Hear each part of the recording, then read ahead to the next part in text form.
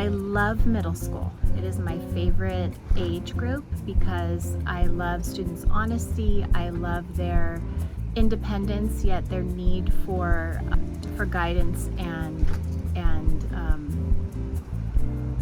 interest in learning more about themselves at sort of a very few years that are really different for those students, where they need us, but yet they don't really need us.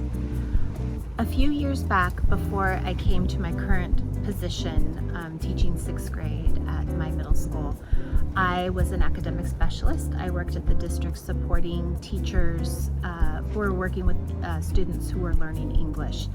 And I went to an amazing training that looked at how to co-construct learning intentions and success criteria with your students, and how to make it so that the learning was very clear, not only for the teacher but also for the student. So we know that John Hattie looks at effect sizes of different things, from education to anything, and he said that teacher clarity had an effect size of 0.84, which means basically that students would double their learning in 1 year's worth of learning. So they would make 2 years growth in 1 year's time. And I found that to be amazing.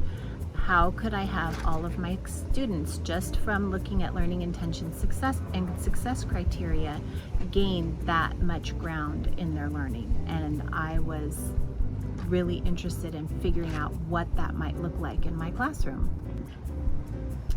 My essential question for my master's research essentially was, does establishing clear learning intentions and success criteria impact academic progress and engagement, particularly for heterogeneous student populations? The initial challenge that we faced this year at my school in 6th grade was creating a new policy where they were going to push in students who would typically have been in a SDC program or special day program all day long. And there was an interest in creating a least restricted environment for these students. And so they had these students in our science and social studies classes. And we realized that we were going to have a big challenge because these students who may have bigger challenges with reading and understanding, and that meant that as teachers we would need to scaffold more for these students and support them. And so the question really was, how do we maintain a high level of rigor in our classes, knowing that we need to continue to support literacy in science and social studies, that we're teaching content, but we're also teaching both of those skills. We're teaching literacy and content at the same time. We also have students who are not only learning the content, but they are also grappling with learning English, and which we would call our multilingual language learners. And I was thinking about, how can I make learning clear to these students? How can I make success look clear for these students? How will I know that they reached high levels of learning, and how all in the same classroom of between 30 and 35 students? And how am I going to display that for students that are at diverse learners who are at different levels in their learning?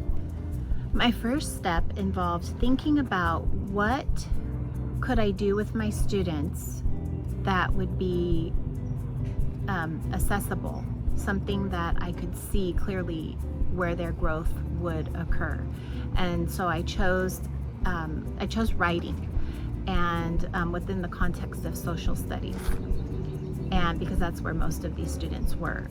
And so I decided to look at a writing prompt and have students dissect that prompt and figure out, if I needed to write an essay or a paragraph, what would the success criteria look like? And so through the prompt and analyzing the prompt, we were able to come up with 4 different types of success criteria for their writing. And that meant as we went through the unit that we were learning about, or the lesson, that they would have that in the back of their minds, that I need to write, I need to respond to this prompt. And so all along, they took Cornell notes to collect evidence for when they needed to do their on-demand writing at the end of the lesson. And so once I established the learning intention for the second time that I performed the experiment, and I engaged students in the process of looking at what they needed to do in order to be successful, I realized light bulbs were going off in the classroom, and that for the first time the learning became clear. There was clarity in the room. They realized, okay, this is exactly what I need to do to be successful.